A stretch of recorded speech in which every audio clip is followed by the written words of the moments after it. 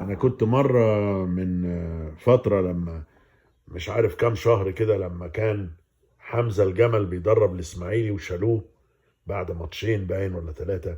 حسيت ان هو اتشال ظلم، وان هو الوحيد اللي كان ممكن يحقق اي امل للاسماعيلي، لانه كان لعيب ممتاز جدا وراجل، ومخه طبعا كله كورة. قعدوا يجربوا في ناس ويجربوا في ناس ويجربوا في ناس ويحققوا خسائر، و...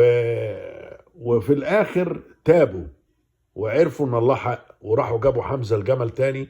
وهو عمال كل ما اشوف الاسماعيلي الاقيه بيغلب مع حمزة الجمل. طب ما كنتوا سمعتوا الكلام من الاول، ما كنتوش تغلطوا الغلطات اللي بتكلف 10 نقط و15 نقطة و18 نقطة. ايه الادارات الغريبة اللي مالية البلد دي؟ ادارات مش مسؤولة.